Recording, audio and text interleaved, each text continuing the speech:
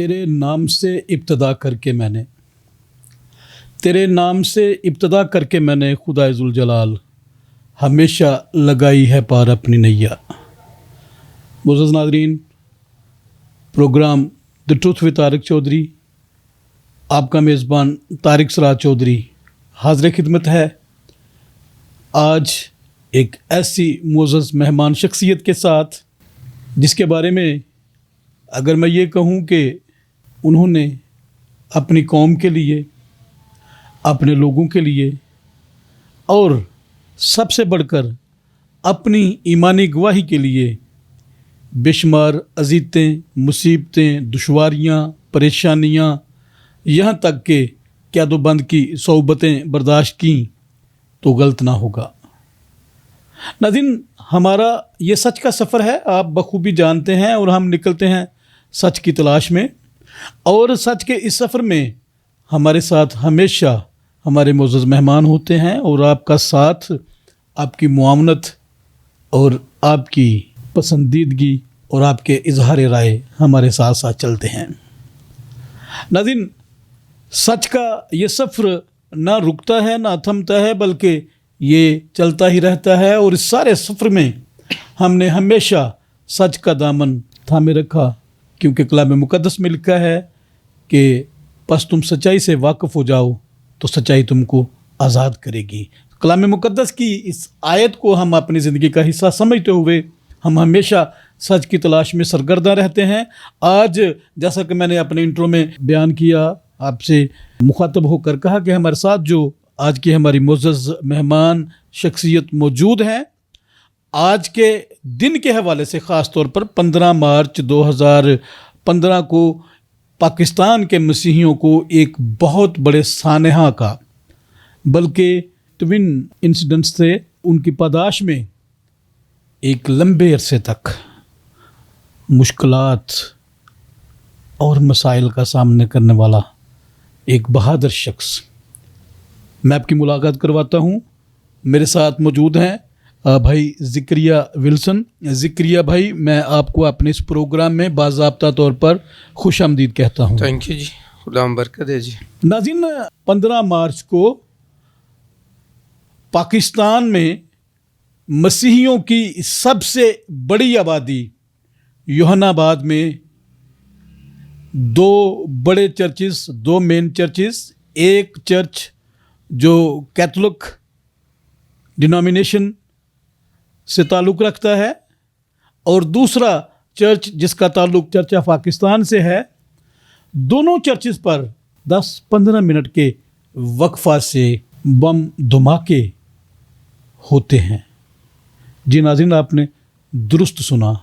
अगरचे आज इस वाक़या को 11 साल हो गए हैं और हम 12वें साल में दाखिल हो चुके हैं, लेकिन आज तक वो लोग जो उस सानहा में, उस धमाका में मौजूद थे, आज तक उनके कानों से उन धमाकों की गूंज ख़त्म नहीं हुई। वो तमाम शुहदा जिन्होंने अपनी जान का नजराना पेश करके जामे शहादत नोश किया, उनकी तस्वीर और उनकी खिदमत आज भी न सिर्फ पाकिस्तान के मसीहियों के दिमागों पर नकूश हैं, बल्कि जहाँ कहीं भी ईमान की खातिर शहीद होने वाले शुहदा की बात होती है तो सानहा यूहन्नाबाद में शहीद होने वाले शुहदा को भी याद किया जाता है।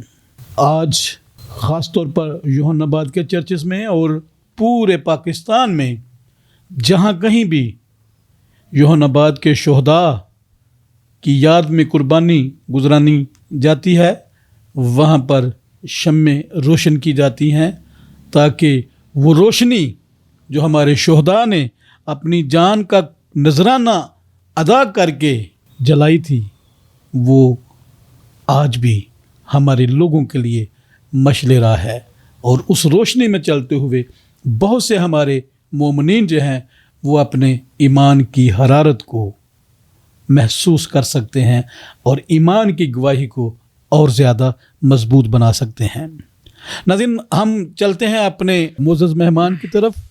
آج ان کے ساتھ 15 مارچ 2015 کے حوالے سے بھی بات ہوگی اور اس کے بعد انہوں نے ایک جو لمبا عرصہ ایک اذیت میں گزارا ہم اس کو بھی یاد کریں گے.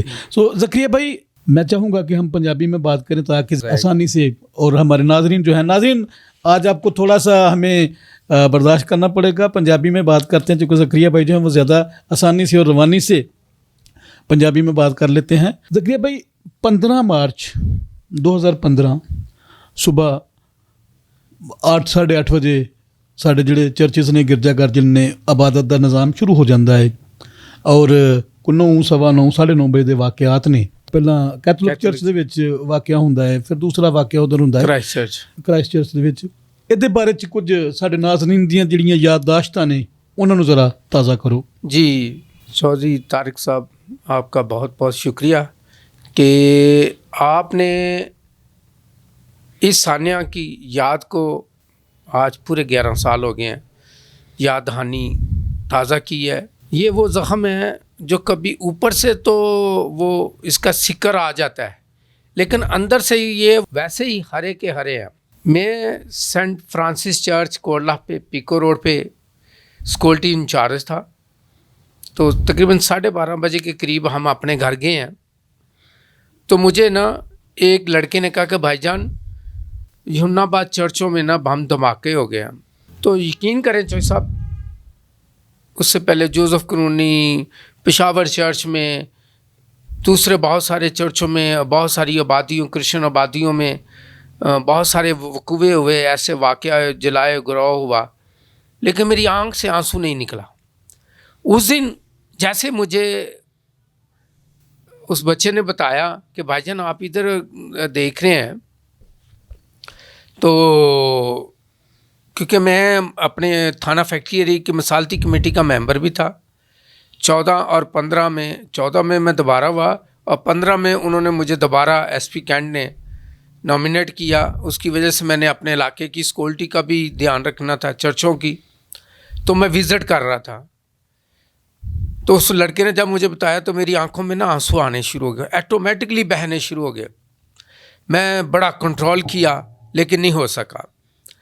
وکٹری چرچ, ناصر چرچ اور دوسرے ہمارے علاقے میں چرچ میں ان کے فوری طور گیا. میں نے کہا کہ جی چرچ کو جو ہے نا کلوز کریں, سیکورٹی کو جو ہے نا ہائی لائٹ کریں, یہ وقوع ہوا ہے تو میں ادھر جا رہا ہوں. جیسے میں کینچی سے تھوڑا سا آگے جنرل ہاسپٹل کے قریب گیا نا تو ایمبولینس کی آوازیں جب دیکھی میں نے, جیسے آپ دیکھتے ہیں نا کیڑیاں دا پورا وہ ایک قطار چ جاندا ہے, اس طرح ایمبولینس آن لگ پئی. میں وہ لڑکے نوں کہا, میں کہا پتر جو کچھ یوناباد چرچاں چ ہونا سی وہ تو ہو گیا, ہن ساڈی ضرورت ہے ہاسپٹل دے وچ. میں ہاسپٹل گیا ایمرجنسی جڑے شہید ہوئے سن انہاں دی باڈیاں نوں ریسیو کر کے سائڈ تے رکھ دے جاندے ہاں. جڑے زخمی سن انہاں نوں اسی دوا دارو لئی بلڈ لی نوجواناں نے. اور چھے صاحب یہ کہہ لو کہ خدائی گل ہے اور جذبہ قوم یہ سی کہ جنوں میں کہا نا کہ اے یار میڈیسن لے کے آنی ہے, کسے نے نہیں مینوں یہ کہا کہ جی جناب پیسے دیو, میرے کو پیسے نہیں ہے میڈیسن نہیں میں لیا سکتا. وہ فوری طور بھجا گیا میڈیکل سٹور تے میڈیسن لیا کے انہیں مینوں دیتی. میں ڈاکٹر نوں, وہ ڈاکٹر بھی سمجھ گئے وہ جڑی پرچی ہوئے مینوں لو جی اے جا. اور مینوں وہ سارے نا پادری سمجھتے سن. میں اکثر انہوں نے کہا, میں کہا یار میں پادری نہیں, میں ایک سیاسی سماجی کارکن ہاں. کہندے نہیں یار تسی جڑی خدمت کر رہے ہو نا وہ ایک پادری دی خدمت ہے, ایک رہبر دی خدمت ہے. اتھے ہی ایک کیتھولک چرچ دے کول ایک دودھ دہی دی دکان چاہ والا ہوٹل سی. اتھے ملک ناں دا مسلم لڑکا سن, وہ والد صاحب بھی شہید ہو گئے. وہ دی لت خراب سی, وہ والدہ وہ بھی بھجے آئے, انہوں نے کوئی سنبھالے نہ.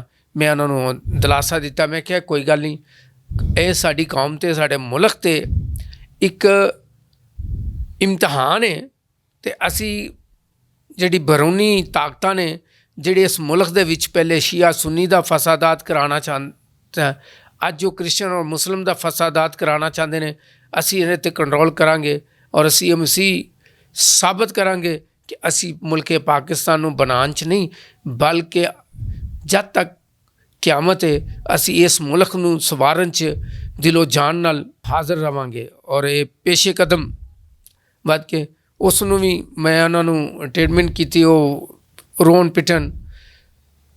ਇੰਨੇ 'ਚ ਹੀ ਕਾਮਰਾਨ ਮਾਈਕਲ ਸਾਹਿਬ ਤਸ਼ਰੀਫ ਲਿਆਏ ਨੇ ਅਤੇ ਸਾਡੇ ਨੌਜਵਾਨਾਂ ਨੇ ਨਾ, ਜਿਹੜੇ ਉੱਥੇ ਲੋਕ ਖੜ੍ਹੇ ਸਨ, ਉਹਨਾਂ ਨੇ ਘੇਰਾ ਪਾ ਲਿਆ। ਕੁਝ ਗੱਲਾਂ ਨੇ ਨਹੀਂ ਮੀਡੀਆ 'ਤੇ ਲਿਆਉਣੀਆਂ ਚਾਹੀਦੀਆਂ। ਮੈਨੂੰ ਦੇਖ ਕੇ ਉਹਨਾਂ ਨੇ ਫੌਰੀ ਤੌਰ 'ਤੇ ਜੱਫੇ 'ਚ ਲਿੱਤਾ। ਜ਼ਿਕਰੀਆ ਭਾਈ ਮੇਰੇ ਵੀ ਅਜ਼ੀਜ਼ ਜਿਹੜੇ ਨੇ ਨਾ, ਉਹ ਸ਼ਹੀਦ ਹੋਏ ਨੇ। ਮੈਂ ਲੜਕਿਆਂ ਨੂੰ ਮੈਂ ਕਿਹਾ ਯਾਰ ਤੁਸੀਂ ਖਾਮੋਸ਼ ਹੋ ਜਾਓ, ਪਿੱਛੇ ਹੋ ਜਾਓ।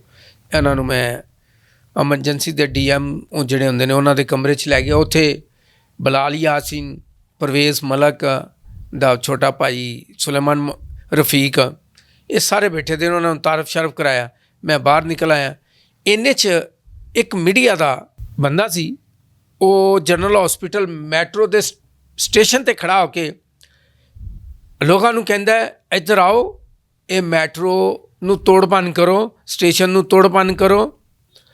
ਮੈਂ ਤੁਹਾਡੀ ਵੀਡੀਓ ਬਣਾਉਣਾ ਵਾ, ਲੋਕਾਂ ਨੂੰ ਦੱਸਾਂਗਾ ਕਿ ਪਾਕਿਸਤਾਨ 'ਚ ਕ੍ਰਿਸਚਨਾਂ ਨਾਲ ਬੜਾ ਜ਼ੁਲਮ ਹੋਇਆ ਅਤੇ ਉਹਦੇ ਗੁੱਸੇ ਦੇ ਵਿੱਚ ਇਹ ਸਟੇਸ਼ਨ ਤੋੜ ਰਹੇ ਨੇ, ਇਹ ਤੋੜ ਭੰਨ ਕਰ ਰਹੇ ਨੇ। ਇਹਨੇ 'ਚ ਇੱਕ ਬਜ਼ੁਰਗਾ ਮੈਨੂੰ ਉਹਦੇ ਨਾਲ ਹੀ ਖੜ੍ਹੇ, ਵਾਈਟ ਸੂਟ ਔਰ ਵਾਈਟ ਵਾਲ, ਐਡੇ ਸਿਲਕੀ ਵਾਲ, ਐਡੇ ਖੂਬਸੂਰਤ ਵਾਲ ਜੋ ਸਭ ਮੈਂ ਉਸ ਤੋਂ ਪਹਿਲੇ ਅਤੇ ਉਸ ਤੋਂ ਬਾਅਦ ਅਜੇ ਤੱਕ ਉਂਝ ਦੀ ਖੂਬਸੂਰਤ ਬਜ਼ੁਰਗਾਂ ਨਹੀਂ ਦੇਖੇ। ਮੈਨੂੰ ਕਹਿਣ ਲੱਗੇ ਬੇਟਾ ਇਹ ਮੁਲਕ ਵੀ ਤੁਹਾਡਾ ਹੈ, ਇਹ ਮੁਲਕ ਵੀ ਤੁਹਾਡਾ ਹੈ। ਮੈਂ ਕਿਹਾ ਮਾਂ ਜੀ ਇਹ ਮੁਲਕ ਬਣਾਉਣ 'ਚ ਵੀ ਸਾਡਾ ਕਿਰਦਾਰ ਹੈ ਅਤੇ ਇਸ ਮੁਲਕ ਨੂੰ ਸਵਾਰਨ 'ਚ ਵੀ ਅਸੀਂ ਹਮੇਸ਼ਾ ਸਾਬਤ ਕਦਮ ਰਹਾਂਗੇ ਔਰ ਵੱਧ ਚੜ੍ਹ ਕੇ ਅੱਗੇ ਰਹਾਂਗੇ। ਤੁਸੀਂ ਨਾ ਘਬਰਾਓ। ਮੈਂ ਨੌਜਵਾਨਾਂ ਨੂੰ ਕਿਹਾ, ਮੈਂ ਕਿਹਾ ਕੋਈ ਨੌਜਵਾਨ ਸਟੇਸ਼ਨ ਵੱਲ ਨਹੀਂ ਜਾਏਗਾ, ਕੋਈ ਨੌਜਵਾਨ ਕੋਈ ਤੋੜ ਭੰਨ ਨਹੀਂ ਕਰੇਗਾ। ਜਿਹੜਾ ਕਹਿੰਦਾ ਮੈਂ ਮਸੀਹ ਨਾਲ ਪਿਆਰ ਕਰਨਾ, ਉਹ ਸਾਰੇ ਇੱਥੇ ਆਪਣੀ ਖਿਦਮਤ ਸਾਰ ਅੰਜਾਮ ਦੇਣ। ਖੈਰ ਨਾ ਉਹ ਨੌਜਵਾਨਾਂ ਨੂੰ ਮੈਂ ਜਾਣਨਾ ਸਾਂ ਲੋਕਾਂ ਨੂੰ, ਨਾ ਉਹ ਲੋਕ ਮੈਨੂੰ ਜਾਣਦੇ ਸਨ। ਉਹਨਾਂ ਨੇ ਮੇਰੀ ਗੱਲ ਮੰਨੀ। ਮੈਂ ਕਿਹਾ ਚਲੋ ਦੁਆ ਕਰੋ। ਉੱਥੇ ਇੱਕ ਭਾਈ ਸਾਹਿਬ ਖੜ੍ਹੇ ਸਨ, ਮੈਂ ਉਹਨਾਂ ਦਾ ਨਾਂ ਨਹੀਂ ਲਵਾਂਗਾ, ਉਹ ਚਨੇ ਚਬਾ ਰਹੇ ਨੇ। ਮੈਂ ਕਿਹਾ ਭਾਈ ਸਾਹਿਬ ਆਓ ਅਤੇ ਦੁਆ ਕਰੋ। ਅਤੇ ਉਹ ਨੌਜਵਾਨ ਕਹਿਣ ਲੱਗੇ ਇਹ ਪਾਦਰੀ ਹੈ, ਇਹ ਤਾਂ ਜੰਜ ਬੱਕਰੀ ਚਾਰਾ ਚਰਦੀ ਰਹਿੰਦੀ ਮੂੰਹ, ਇਹ ਤਾਂ ਅਸੀਂ ਦੇਖਣੇ ਪਏ ਹਾਂ, ਸੁਬਾਹ ਦੇ ਇੱਥੇ ਹੀ ਖੜ੍ਹੇ ਨੇ, ਚਨੇ ਚਬਾਈ ਜਾ ਰਹੇ ਨੇ, ਕਦੀ ਕੋਈ ਚੀਜ਼ ਖਾਣ ਰਹੇ ਨੇ, ਕਦੀ ਇਹਨਾਂ ਨੂੰ ਕੋਈ ਨਹੀਂ ਕਿ ਕੌਮ ਨਾਲ ਕੀ ਬਣਿਆ ਕੀ ਨਹੀਂ।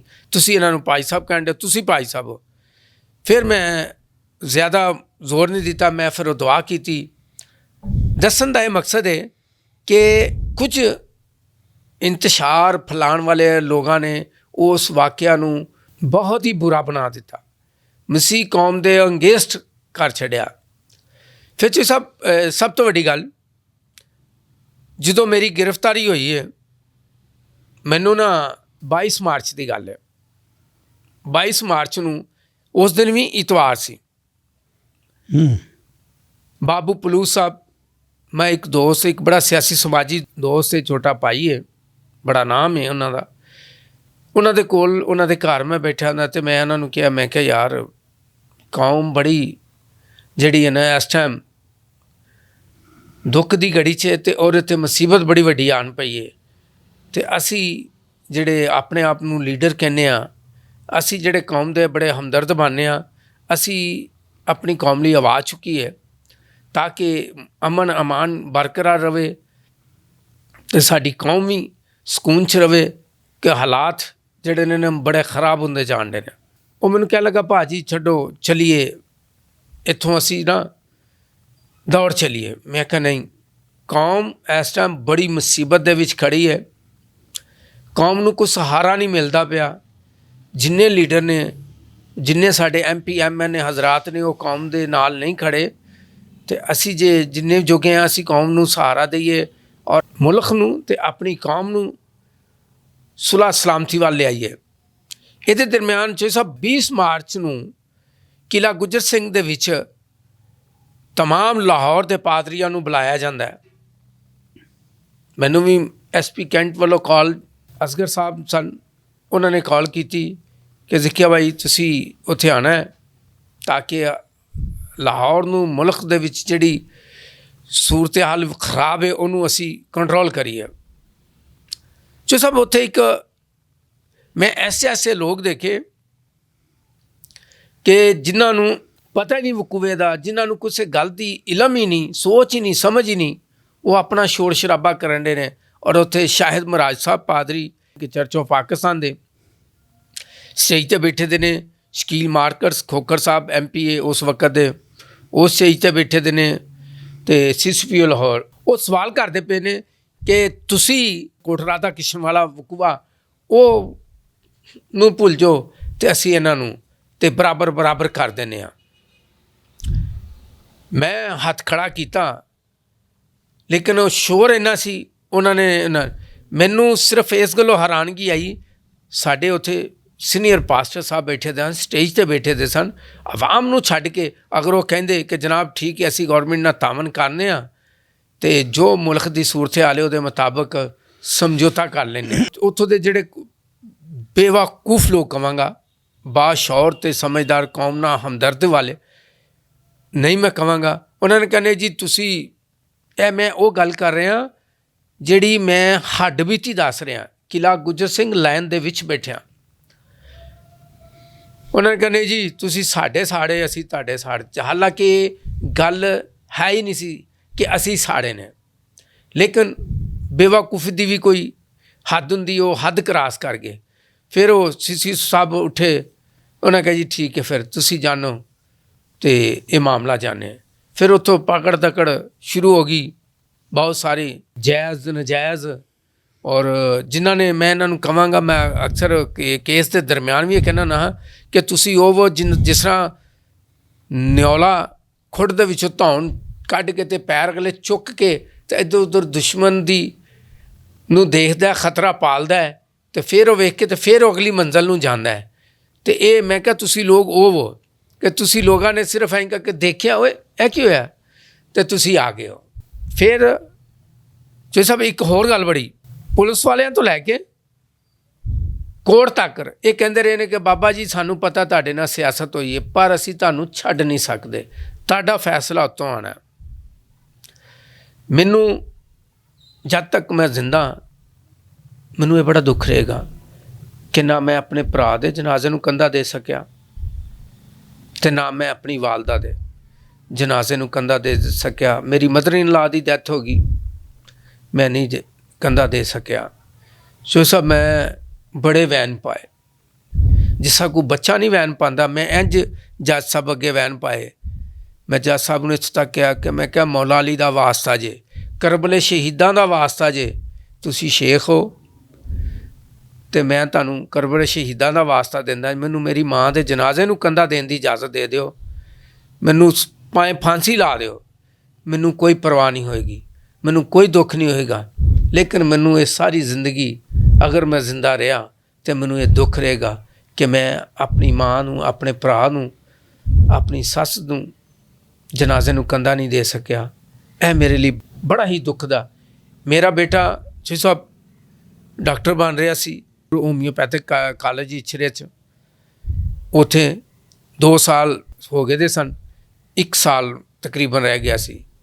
ਉਹ ਬੇਟੀ ਮੇਰੀ ਖੁਆਇਸ਼ ਸੀ ਕਿ ਮੈਂ ਉਹਨੂੰ ਸਿਵਲ ਜੱਜ ਬਣਾਵਾਂ। ਮੇਰੀ ਉਹ ਖੁਆਇਸ਼ਾਂ ਸਾਰੀਆਂ ਅਧੂਰੀਆਂ, ਮੇਰਾ ਘਰ ਧਰਮ ਬਰਮ ਬਿਜ਼ਨਸ ਖਰਾਬ। ਔਰ ਐਸੇ ਲੋਕ ਸਾਡੇ 2 ਬੰਦੇ ਉੱਥੇ ਸ਼ਹੀਦ ਹੋਏ, ਇੰਦਰਿਆਸ ਗੁਲਾਮ ਅਤੇ ਇੰਦਰਿਆਸ ਸ਼ੌਕਤ, ਇਹ 2 ਬੰਦੇ ਅੰਦਰ ਸ਼ਹੀਦ ਹੋ ਗਏ। ਜ਼ਿਹਨੀ ਦਬਾਓ, ਜ਼ਿਹਨੀ ਟਾਰਚਰ ਇੰਨੀ, ਔਰ ਜਿਹੜੀ ਥਾਣਿਆਂ 'ਚ ਸਾਨੂੰ ਮਾਰ ਪਈ, ਜਿਹੜੀ ਥਾਣਿਆਂ 'ਚ ਸਾਨੂੰ ਜ਼ਲੀਲ ਕੀਤਾ ਗਿਆ, ਮੈਂ ਕਹਿੰਦਾ ਸ਼ਾਇਦ ਸਾਡਾ ਮੁਹਾਲਫ ਦੁਸ਼ਮਣ ਜਦੋਂ ਦਾ ਸਾਡਾ ਪਾਕਿਸਤਾਨ ਦਾ ਵਜੂਦ ਬਣਿਆ ਹੈ, ਉਦੋਂ ਦਾ ਤੋਂ ਲੈ ਕੇ ਅੱਜ ਤੱਕ ਸ਼ਾਇਦ ਕਿਆਮਤ ਤੱਕ ਜਿਹੜਾ ਨਾ ਇਹ ਰਵੇ। ਲੈਟਰਿਨ ਦਾ ਲੋਟਿਆਂ 'ਚ ਪਾਣੀ ਜਿਹੜਾ ਨਾ, ਬਲੀਵ ਕਰੋ ਚੋਈ ਸਾਹਿਬ ਕਿ ਜਿਸ ਕਿਸੇ ਨੇ ਜੇ ਪਾਣੀ ਮੰਗਿਆ, ਇੰਨੀ ਕੁ ਮਾਰ ਹੱਥਾਂ ਪੈਰਾਂ ਦੇ ਨਹੁੰ ਕਦੀ ਯਾਦ ਆਉਂਦਾ ਹੈ ਅਤੇ ਰੌਂਗਟੇ ਖੜ੍ਹੇ ਹੁੰਦੇ ਨੇ, ਅਤੇ ਮਾਰ ਕੇ ਕਹਿੰਦੇ ਸਨ ਕਿ ਦੱਸੋ ਤੁਸੀਂ ਹੁਣ ਇਨਕਾਰ ਮਸੀਹ ਹੋਣਾ ਕਿ ਨਹੀਂ ਹੋਣਾ। تو ایسی کیا نہیں، جان دینے تک وفادار ہے تو میں تجھے زندگی کا ताज दूंगा। मैं जो सब ये स्टोरी बड़ी लम्मी है, इन्हें दसना चाहना कि ये एक स्टोरी है नहीं सी, वो क्रिश्चनां ने नहीं, वो हजूम ने उन्होंने दो नूं शुबे च मारिया, हकीकत च मारिया। अज तक ਉਹਦੀ स्टोरी नहीं खुल सकी, क्योंकि ਜਿਹੜਾ ਗੁਲਾਮ ਰਸੂਲ जिन्हें उन्होंने दो बम ਬਲਾਸਟ ਕਰਨ ਵਾਲਿਆਂ ਨੂੰ ਪਨਾਹ ਦਿੱਤੀ, ਅੱਜ ਤੱਕ ਉਹਦਾ ਨਹੀਂ ਜੇ ਪਤਾ ਲੱਗਾ। ਜਿਹੜੀ ਉਸ ਔਰਤ ਨੇ ਗੱਡੀ ਮੈਟਰੋ ਦੇ ਟਰੈਕ ਦੇ ਵਿੱਚ ਚੜਾ ਕੇ ਬੰਦੇ ਬੱਚੇ, ਉਹ ਕ੍ਰਿਸਚਨ ਮੁਸਲਿਮ ਸਭ ਸ਼ਹੀਦ ਕੀਤੇ, ਜ਼ਖਮੀ ਕੀਤੇ, ਉਹਦਾ ਅੱਜ ਤੱਕ ਕੁਝ ਨਹੀਂ ਪਤਾ। ਅਤੇ ਸਿਰਫ ਔਰ ਸਿਰਫ ਇੱਕੋ ਹੀ ਗੱਲ ਫੜੀ ਗਈ ਕਿ ਸਾਨਿਆ ਯਹੂਨਾਬਾਦ ਦੇ ਜਿੰਨੇ ਅਸੀਰੀਆਨ ਲੋਕ ਨੇ ਇਹਦੇ 'ਚ ਫੜੀ ਲਿਆਓ। ਔਰ ਇਹਦੇ 'ਚ ਇੱਕ ਸਾਡਾ ਮੁਸਲਮਾਨ ਵੀ ਸੀ, ਉਹਦਾ ਨਾਂ ਸੀ, ਸੌਰੀ ਮੇਰੇ ਜ਼ਿਹਨ 'ਚ ਨਾਂ ਨਿਕਲ ਗਿਆ ਬੜਾ। ਉਹਨੂੰ ਉਹਨੇ ਸਵਾਲ ਕੀਤਾ ਜੱਜ ਸਾਹਿਬ ਨੇ, ਉਹਨੇ ਕਿਹਾ ਇਹ ਤੇਰੀ ਦਾੜੀ ਪਹਿਲੇ ਵੀ ਸੀ? ਉਹਨੇ ਕਿਹਾ ਜੀ ਮੈਂ ਹਾਫਿਜ਼ ਕੁਰਾਨ ਆ, ਮੇਰੀ ਦਾੜੀ ਪਹਿਲੇ ਵੀ ਸੀ। ਅਤੇ ਉਹਨੂੰ ਜੱਜ ਸਾਹਿਬ ਨੇ ਸਵਾਲ ਕੀਤਾ ਕਿ ਤੁਹਾਨੂੰ ਨਹੀਂ ਪਤਾ ਮੁਸਲਮਾਨ? ਉਹਨੇ ਕਿਹਾ ਸਰ ਅਸੀਂ ਮੁਸਲਮਾਨ ਨਹੀਂ, ਅਸੀਂ ਉਹ ਲੋਕਾਂ ਨੂੰ ਮਾਰਿਆ ਹੈ ਜਿਨ੍ਹਾਂ ਨੇ ਸਾਡੇ ਮੁਲਕ 'ਚ, ਸਾਡੀਆਂ ਮਸਜਿਦਾਂ 'ਚ, ਸਾਡੇ ਦਰਬਾਰਾਂ 'ਚ, ਸਾਡੇ ਹੌਸਪੀਟਲਾਂ 'ਚ, ਪਾਰਕਾਂ 'ਚ, ਬਾਜ਼ਾਰਾਂ 'ਚ, ਚਰਚਾਂ 'ਚ ਬੰਬ ਧਮਾਕੇ ਕੀਤੇ ਨੇ, ਅਸੀਂ ਦਹਿਸ਼ਤਗਰਦ ਮਾਰੇ ਨੇ। ਕੋਈ ਇੱਥੇ ਮੁਸਲਮਾਨ ਅਤੇ ਕ੍ਰਿਸਚਨ ਦਾ ਕੋਈ ਸਵਾਲ नहीं। जज साहब खामोश हो गए। बाकी बड़ी लंबी स्टोरी है जी। नाज़रीन, आपने मुलाज़ा किया कि किस तरह से ज़करिया भाई जो हैं उन्होंने एक लंबी दास्तान, जो कि मैं समझता हूँ कि इतने कलील वक्त में नहीं ख़त्म हो सकती, लेकिन चूँकि प्रोग्राम के वक्त को मलहूज़ ख़ातर रखते हुए, आप सबकी दिलचस्पी को मलहूज़ ख़ातर रखते हुए उन्होंने मुख्तसरन अपनी सारी आप बीती जो है वो आपसे बयान की कि किस तरह सानिया यहूनाबाद के जो मज़रूब थे, ज़ख्मी थे और जो शहदा थे, कैसे उन्होंने उनके इलाज मुआलजे में अपना किरदार अदा किया, और फिर किस तरह उन्हें अपनी कौम के लिए भाग दौड़ करते हुए, अपनी कौम के लिए तगदो करते हुए और अपनी कौम के लिए परेशान और मुतफ़िक्र होते हुए उन्हें एक ऐसे मुकदमा में मुलव्वस कर दिया गया जिसकी पादाश में उन्हें 5 साल न सिर्फ अपने ख़ानदान से दूरी बर्दाश्त करना पड़ी, बल्कि अपने सगे भाई, वालदा और अपनी सास, जो कि वालदा ही होती है, उनके जनाज़ों को कंधा देने से कासर रहे और उनकी कब्रों पर मट्टी डालने की भी उन्हें सादत हासिल ना हो सकी। यकीनन ये एक कर्बनाक स्टोरी है। नाज़रीन, एक ऐसा किरदार जिसे कैथोलिक कलीसिया ने, पोप फ्रांसिस ने सर्वेंट ऑफ गॉड डिक्लेयर किया, और अभी मज़ीद उसके किरदार पे तहकीक चल रही है ताकि उसे सेंट का ख़ताब दिया जाए। उस किरदार का नाम आकाश मसीह। आकाश मसीह एक नौजवान था जो कैथोलिक चर्च के बाहर मुहाफ़िज़ के तौर पर, सिक्योरिटी गार्ड के तौर पर अपनी खिदमत सर अंजाम दे रहा था, और जब ख़ुदकश बमबार जो है वो चर्च के अंदर दाखिल होने की कोशिश करता है, तो आकाश मसीह उसको पकड़ लेता है और उसके साथ मुकालमा भी होता है। वो कहता है कि मुझे छोड़ दे वरना मैं तुझे मार दूंगा। तो वो कहता है कि मैं अपनी जान तो दे दूंगा, लेकिन तुझे चर्च में दाखिल होने की इजाज़त नहीं दूंगा। सो इस तरह से वो जो ख़ुदकश बमबार है, जब उसने देखा कि ये मुझे अंदर नहीं जाने देगा, तो उसने वहाँ पर ख़ुद को ब्लास्ट किया, और उस वक्त चर्च में को कम बेश 800 से लेके 1000 प्लस तक लोग मौजूद थे। आकाश मसीह की इस कुर्बानी की वजह से वो बहुत से लोग एक बहुत बड़े हादसे से बच गए, वरना पता नहीं कितना बड़ा गदर मच जाता अगर वो ख़ुदकश बमबार जो है वो चर्च में दाखिल हो जाता। सेम इसी तरह क्राइस्ट चर्च में हमारे ایک وکیل بھائی دوست ساتھی جناب عدنان شمیم بھٹی صاحب کے والد محترم جناب شمیم بھٹی صاحب جو ہیں وہ بھی وہاں پر اسی طرح سے خدمت سر انجام دے رہے تھے. تو وہاں پر بھی اسی طرح کا واقعہ رونما ہوتا ہے جس میں جو شمیم بھٹی صاحب ہیں وہ بھی مزاحمت کرتے ہوئے زخمی ہو جاتے ہیں اور وہاں پر بھی وہ خودکش بمبار جو ہے وہ خود کو بلاسٹ کرتا ہے اور اس طرح سے وہاں پر بھی کافی زیادہ نقصان ہوتا ہے. لیکن وہ بڑا نقصان جس کے در پہ وہ تھے وہ اس سے ہماری قوم کو ہمارے مومنین کو بچنے کا موقع میسر آ جاتا ہے. لیکن اس کے باوجود بھی 17 شہداء جس میں 3 شہداء جو ہیں ان کا تعلق مسلمان کمیونٹی سے تھا اور 100 کے قریب مضروب جن کے بارے میں زکریا بھائی نے بتایا کہ انہیں ہاسپٹلائز کیا گیا اور پھر انہیں خون کی بھی ضرورت پڑی, دوائیوں کی بھی ضرورت پڑی اور بے شمار.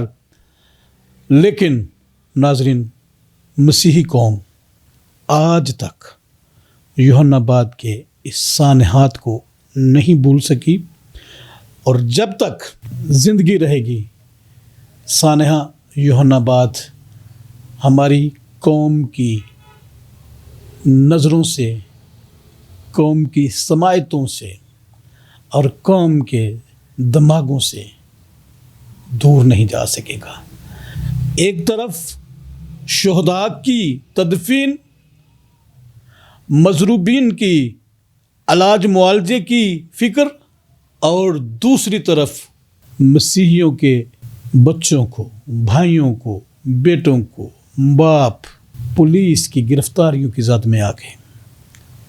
حادثے سے بڑا حادثہ, مصیبت سے بڑی مصیبت, خوفناک حد تک ایک خوف طاری کر دیا گیا مسیحیوں کے سروں پر کہ آپ پر ظلم بھی ہو, آپ کے ساتھ زیادتی بھی ہو, آپ کے ساتھ ناانصافی بھی ہو, آپ کے گھر جلا دیے جائیں, آپ کے چرچز جو ہیں بم سے اڑا دیے جائیں, آپ احتجاج بھی نہیں کر سکتے.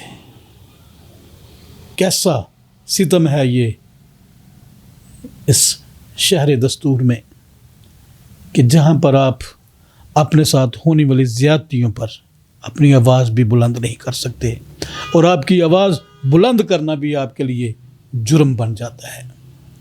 ناظرین آج ہم ان تمام شہداء کو جنہوں نے 15 مارچ 2015 کو جامع شہادت نوش فرمایا, ہم ان کی خدمت میں, ان کی عقیدت میں سرخ سلام پیش کرتے ہیں. ان کے تمام لواحقین, ان کے تمام ورثاء کو خراج تحسین پیش کرتے ہیں کہ ان کی قربانی یقیناً رائیگاں نہیں گئی, کیونکہ اس کے بعد پاکستان میں جو چرچز کی سیکیورٹی کا نظام ہے اس کو زیادہ سے زیادہ فول پروف بنانے کی کوشش کی گئی.